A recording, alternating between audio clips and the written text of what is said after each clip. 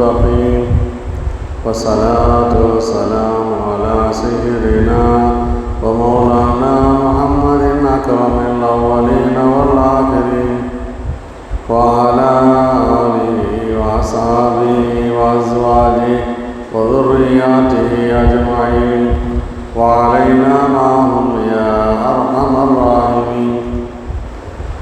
أما بعد فإن أصدق الحديث كتاب الله وخير الهدي هدي سيدنا ومولانا محمد صلى الله عليه وسلم وشر الأمور محدثاتها وكل محدثة بدعة وكل بدعة ضلالة وكل ضلالة في النار.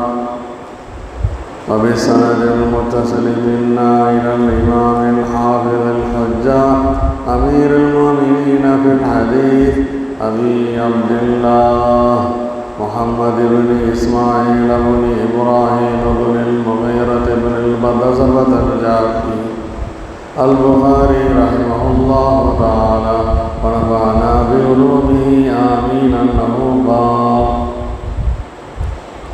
بسم الله الرحمن الرحيم. باب قال ابن عباس: هاد داع. وقال مجاهد: سديد قيح ودم. وقال ابن عيينة: اذكروا نعمة الله عليكم ويهدي الله عندكم وأيامه. وقال مجاهد: من كل ما سألتموه رغبتم إليه فيه يبغونها عوجا يلتمسون لها عوجا. وإذ تأذن ربكم أعلمكم آذنكم ردوا أيديهم في أفواههم هذا مثل كفوا عما أمروا به. مقامي حيث يقيمه الله بين يديه من ورائه قدامه لكم طبعا واحدها تابع مثل غيب وغائب بمصرخكم استصرخني استغاثني يستصرخه من الصراخ. ولا خلال مصدر خاللته خلالا ويجوز أيضا جمع خلا وخلال اجتثت استوصلت. باب قوله: كشجرة طيبة أصلها ثابت وفرعها في السماء تؤتي أكلها كل حين.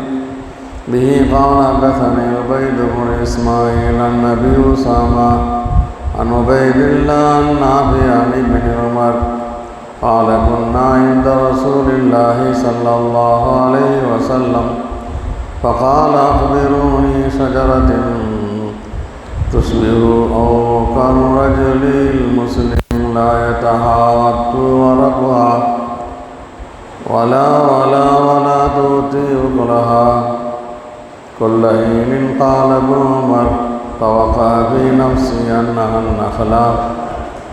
ورأيت أبا بكر وعمر لا يتكلمان وكرهت أن نتكلم. فلما لم يقولوا شيئا قال رسول الله صلى الله عليه وسلم: هي النخلة. فلما قمنا قلت لعمر: يا أبتا والله لقد كان في نفسي أنها النخلة. فقال: ما منعك أن تكلم؟ قال: لم أركم تكلمون فكرهت أن نتكلم وأقول شيئا. قال عمر: لأن تكون قلتها أحب إلي من كذا وكذا. باب قوله: يثبت الله الذين آمنوا بالقول الثابت. به قال: حدثنا أبو الوليد قال: حدثنا شعبة قال: أخبرني علقمة بن مرثد قال: سمعت سعد بن عبيدة عن البراء بن عازب أن رسول الله صلى الله عليه وسلم قال المسلم إذا سئل في القبر يشهد أن لا إله إلا الله وأن محمدا رسول الله فذلك قوله يثبت الله الذين آمنوا بالقول الثابت في الحياة الدنيا وفي الآخرة. باب قوله ألم تر إلى الذين بدلوا نعمة الله كفرا ألم تعلم كقوله ألم تر كيف ألم تر إلى الذين خرجوا البوار الهلاك بار يبور بورا قوما بورا خالدين به. قال حدثنا علي بن عبد الله قال حدثنا سفيان عن عمرو بن سمع ابن عباس ألم تر إلى الذين بدلوا نعمة الله كفرا قال هم كفار أهل مكة. اللهم صل.